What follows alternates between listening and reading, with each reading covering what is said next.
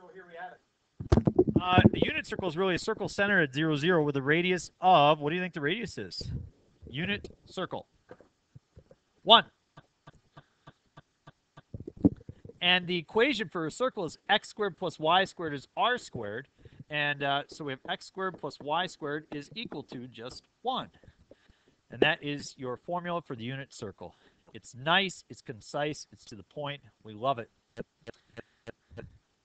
Now, there's a few things that we want to do. Number one, if we look at the unit circle laid out on the x and y axis, you can see that it goes through some interesting points. If the unit circle has a radius of 1, what would that coordinate be? How about this one? This one?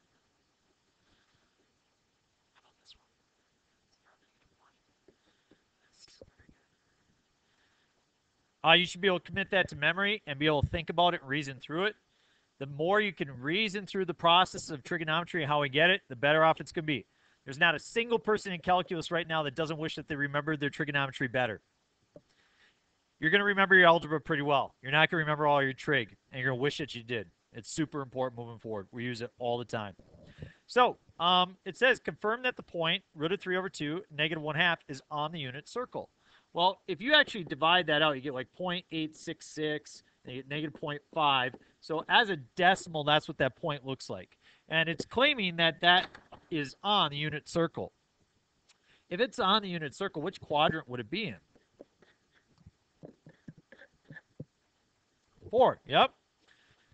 So 0.866, negative 0.5, something like that.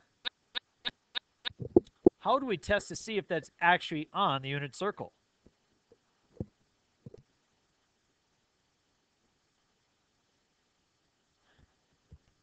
Plug it in. That's x, that's y. So I will take the root of 3 over 2 squared. That's my x value. Take negative 1/2 squared. That's a y value. And I should get 1. What's the root of 3 over 2 squared? Square the top, you get. Square the bottom, you get. Square the top, 1. And the bottom, we get 4. Does that equal 1? It does. So that is a point on the unit circle.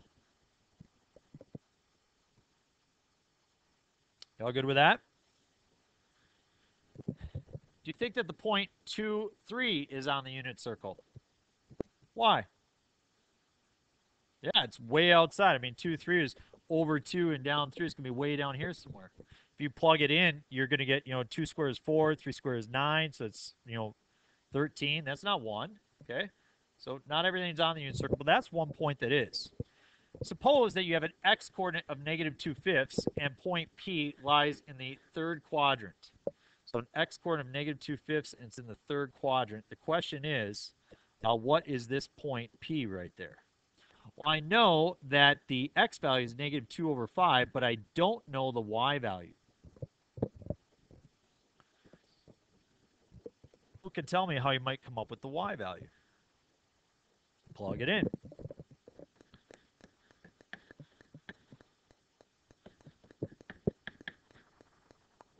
Negative 2 over 5 squared.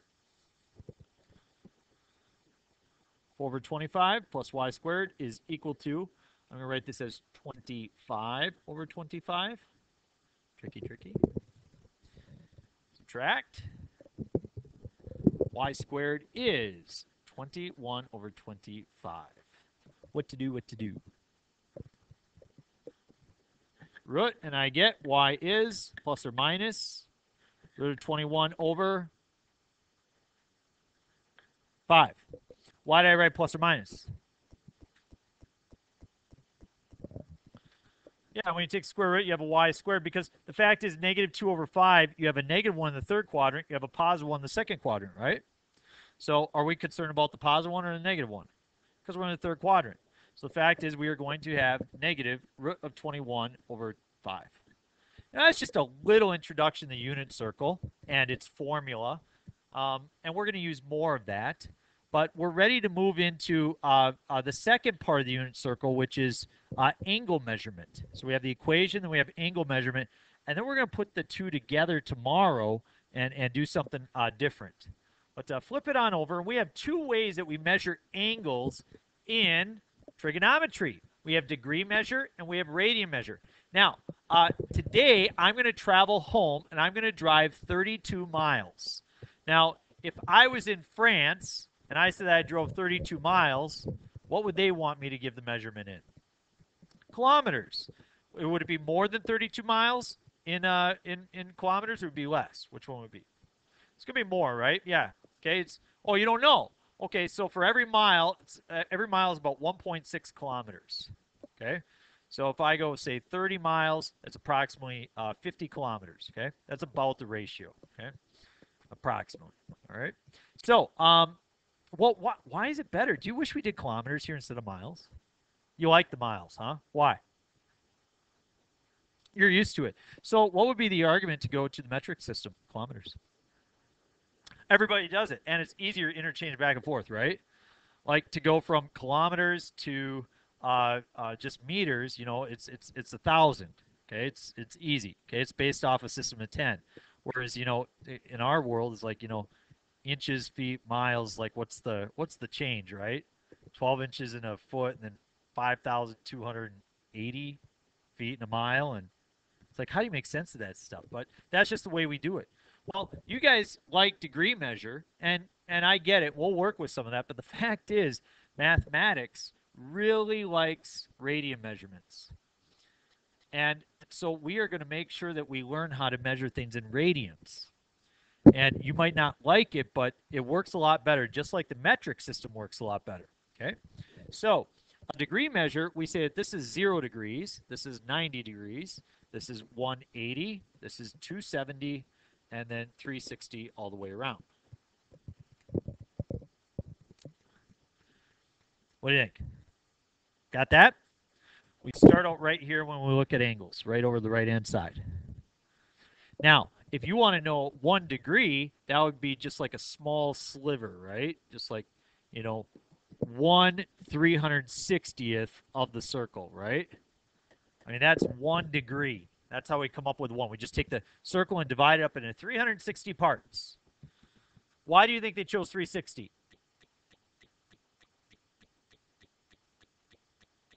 I guess 360 is divisible, right? The Babylonians, they didn't have a base system of 10 with their counting system. They had a base system of 60. So maybe that's part of it. And they were kind of the ones who started some of the kind of astronomy stuff and geometry stuff. So maybe that was part of it. I don't know. Maybe it's because the number of days in a year is 365, and that's really close to it. You know, it takes us, you know, 3. Well, I don't know. I mean, come on. What were they going for? Maybe they actually thought it was 360 days in a year and not 365. And then one year they realized, holy cow, you know, I'm not actually 85 years old. I'm only 82. You know, I've had a few more days. So I don't know. But radian measurement, now that's a different deal. Here's what a radian measurement is, okay? Suppose that this is the length of the radius. We say that the angle is 1 radian when the intercepted arc is the same length as the radius. Like, what does that mean? I get it. I'm going to try to describe to you what it means. So look at this distance. You got an idea of what that distance is? Okay, this long, whatever. I'm going to start to wrap an arc around. Do you think that the length of that arc is bigger than the radius or smaller than the radius? It's way bigger, right?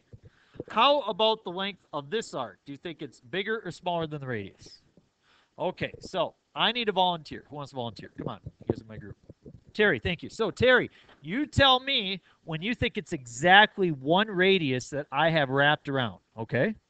And don't worry, the other 2 classes have gotten it wrong at least once before we got it right, okay? So you won't be in bad shape here. You tell me when to stop.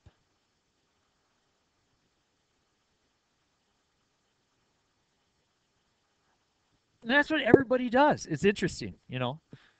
I would say that this measurement here looks like it's longer than that. Would you guys agree? I think it's a little bit longer. I think we got to cut some off, don't you?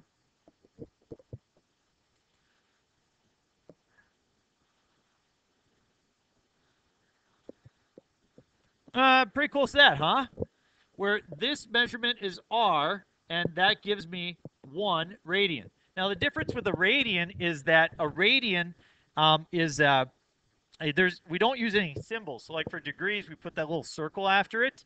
For radian, we don't put anything after it. It's 1 radian.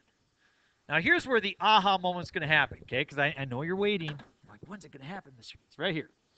So I'm going to draw another one. So that's my second one. Let me draw my third one.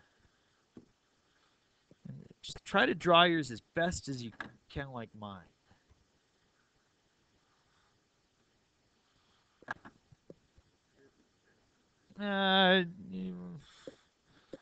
It doesn't work out to be exactly 3, unfortunately. I know, that would be nice, wouldn't it?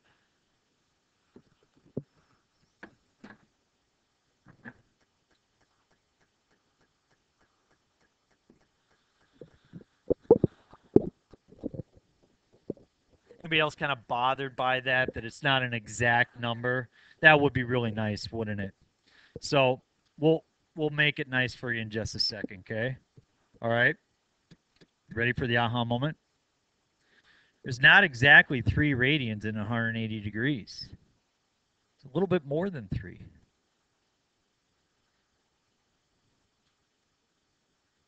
Anybody want to take a guess? 3.14. You see, there's just this little sliver left over there. So it's a little bit more than 3. There are pi radians in 180 degrees. And if you notice, so 3.14, there's a little bit more than 6 in the entire 360. It would be 6.28, or 2 pi radians in the entire circle, 360 degrees. Isn't that interesting? It works out to be exactly pi. Now, you think that that's ridiculous and absurd, but it's not really that bad. When I wrap things around the outside of the circle, what do we call that when you measure around the circle? What's the equation for circumference?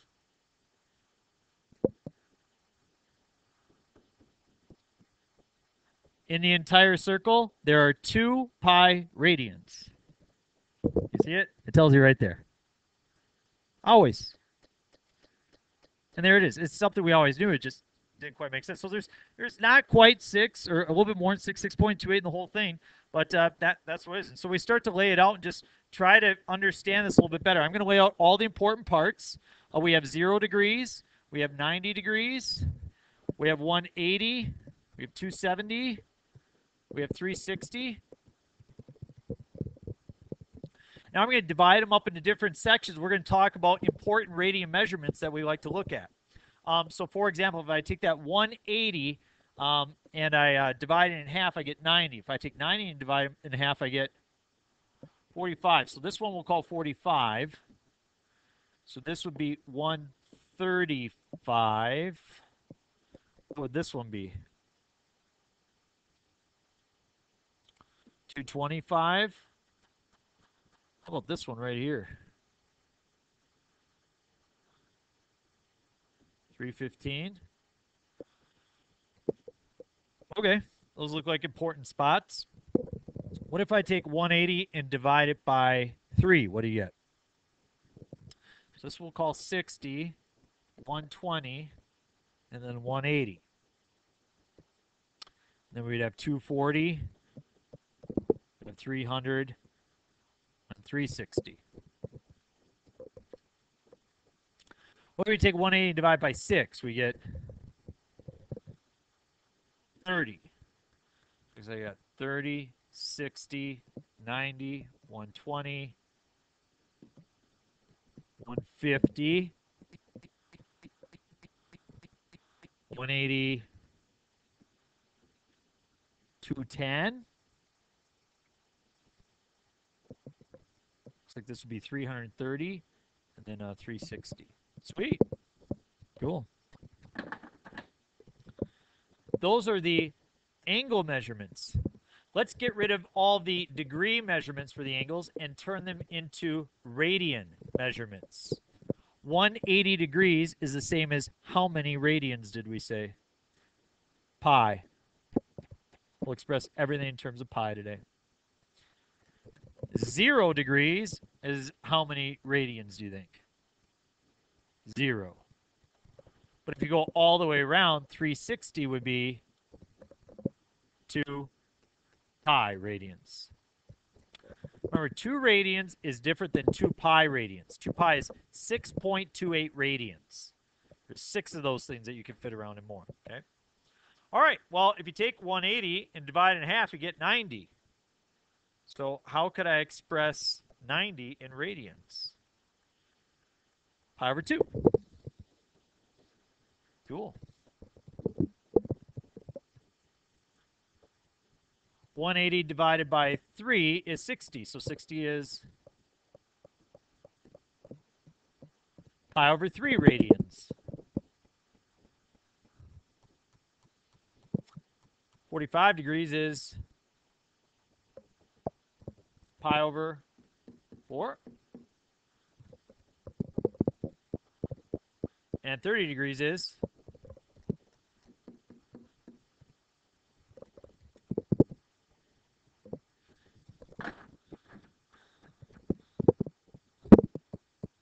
Spencer Chick us out of class. All right. Well, let me show you an easy way to do this. 120. If I look back at these ones right here, these are the most important ones. I always use these to come up with the rest. Which one of those divides evenly into 120? 60 does, 30 does as well, right? I choose the bigger one. How many times does 60 go into 120? So 120 is 2 of those, isn't it? 2 pi over 3.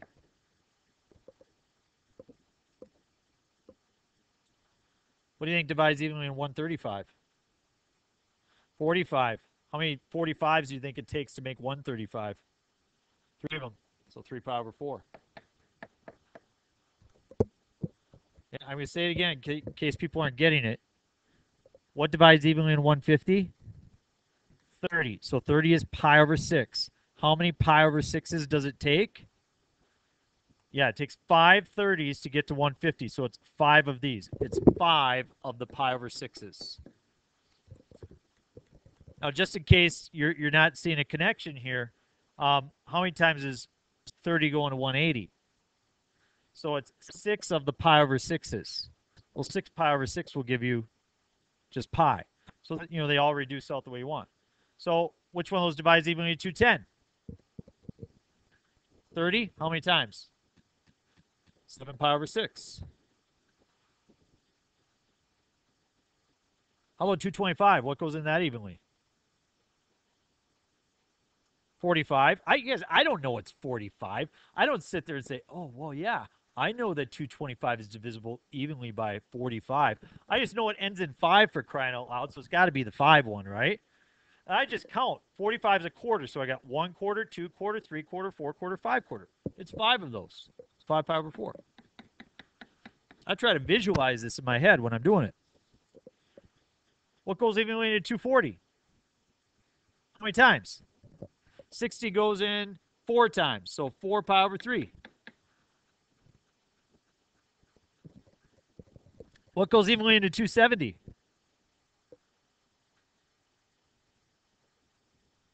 So the 9 rhymes with a T. 90. How many times does 9 go into 270? 3 times.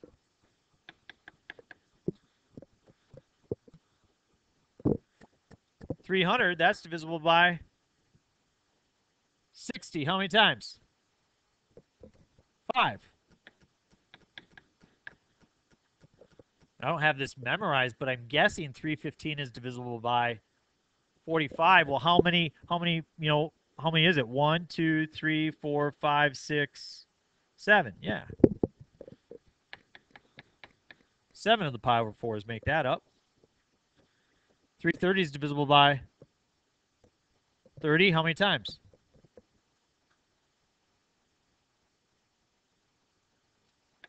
I'm going to say 11 here, huh? Multiply 30 by 11, you get 330. And so those are our conversions. Now, there is a formula and you have a quiz on this, you need to be able to do this quickly, okay? If I'm in class and I talk about 120 degrees, I say, oh yeah, that's 2 pi over 3. I can't stop and explain why 120 degrees is 2 pi over 3. You have to get really good at it. And so we're going to practice each day, and you will get good at it, and you'll have a short quiz on Monday on it, okay? Or on Friday on it. 0 degrees, if you use your formulas, and the formula is this, you take the angle measurement. Are you guys familiar with theta? Theta is the Greek letter for TH. It's like an egg with a crack through it. It means angle measure. You take the angle measure, you multiply it by pi, and divide by 180. That's how you turn something from degrees into radians. If you want to go the other way around, you take theta and you multiply it by 180 and you divide it by pi.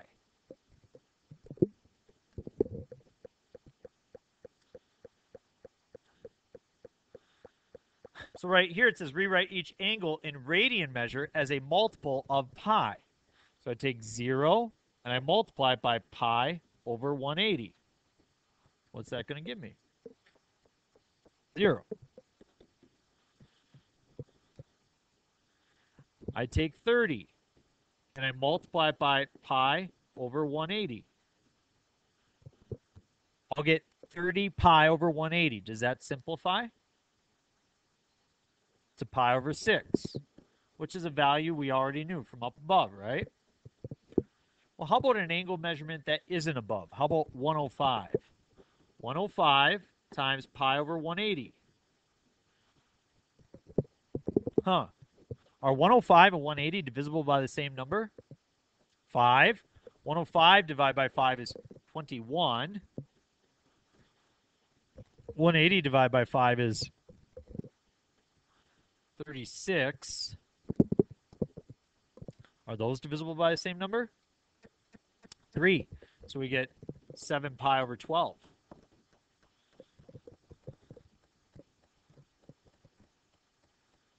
Now the fact is that I like to, do these last few like we looked originally up on the board. 240. When I see 240, which of these 5 do you think I think of? I think of 60. How many times does 60 go in 240? So it's 4 of the pi over 3s. You may remember what 90 is? Pi over 2. Which of the first 5 do you think divides evenly into 135? 45 does. 45 does. So it's something with pi over 4. How many 45s do you think go into 135?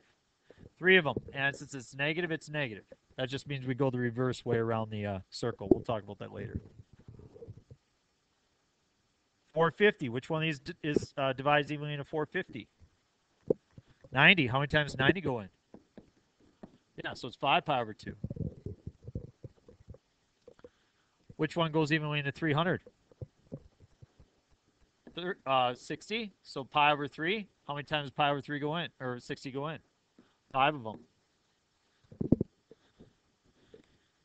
So we're going to do 2 examples on your assignment, and it's going to be super short and super easy. Look at problem 1. It says turn negative 290 degrees into radians. So I multiply by pi, and I divide by 180.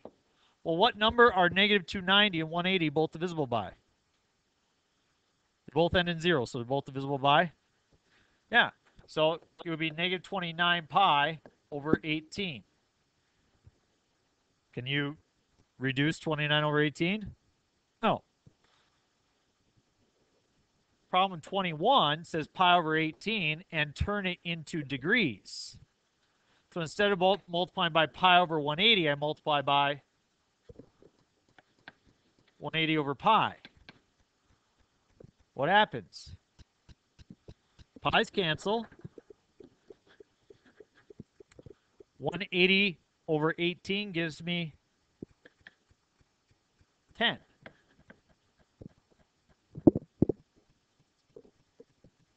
You only have to do the odds. That's it. Should go nice and quick and easy.